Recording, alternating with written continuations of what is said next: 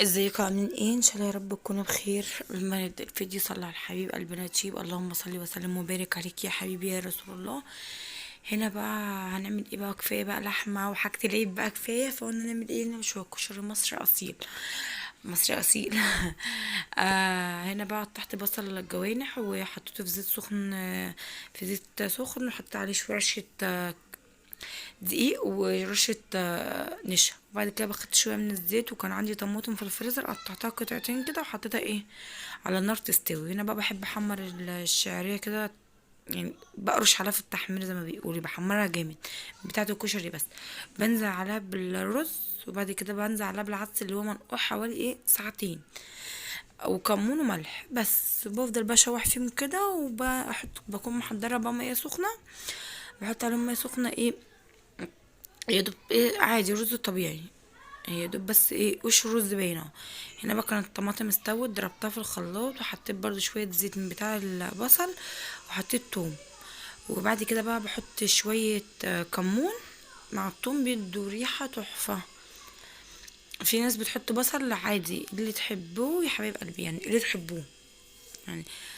يعني اللهم بارك، كانوا شويه كشري كانوا زي الفل.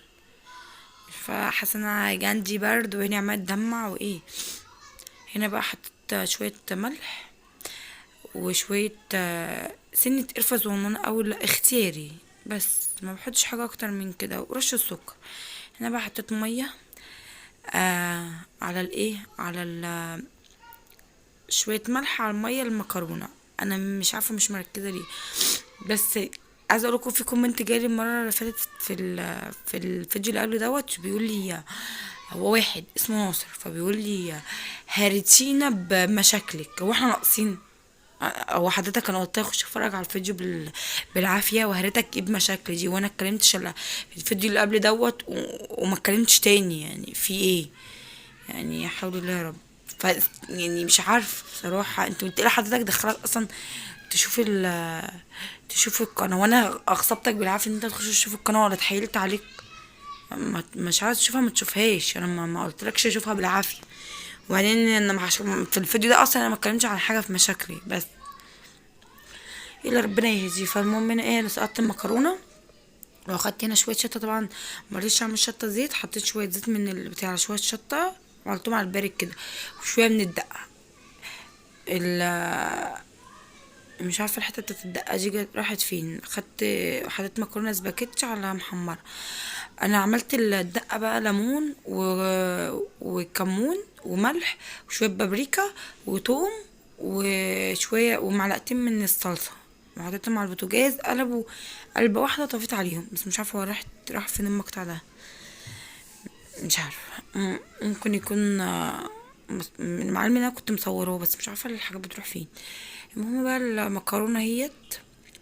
وبعد كده بعد ما انا بعمل حاجات بسيطه عشان احنا عددنا صغير جدا، يعني الكشري ده احنا اكلنا وفوق كتير قوي كمان. حطيت هنا بعد ما صفيت المكرونه مهديه كده النار خالص، وحطيت شويه زيت من بتاع البصل، لا كده برد برد يعني. وبعد كده بقى ايه هشوحها حوالي 5 دقايق، وبعد كده ايه ه... بس خلاص. زي ما انتم شايفين ده الشكل النهائي اهوت. مش بنحب الحمص وانا بحب البصل، فهو زوجي بس هو اللي بياكل بصل فقط لا غير، ولا عشان ما حدش يخش يقول انت كمان هتشكلنا جوزك بياكل ايه. فما عملتش حمص، فمش نحب بعمله كل مره، وحرام بيترمي، محدش بياكله عندنا. هنا اهوت الصلصه اهي خلاص، والدقه والشطه، يعني كانوا يعني شويه كشري كانوا زي الفل بصراحه. بس اشوفكم في فيديو جديد، ومع السلامه. متنسوش تشتركوا في القناه وتحطوا لايك. اشوفكم في فيديو جديد، ومع السلامه، في امان الله.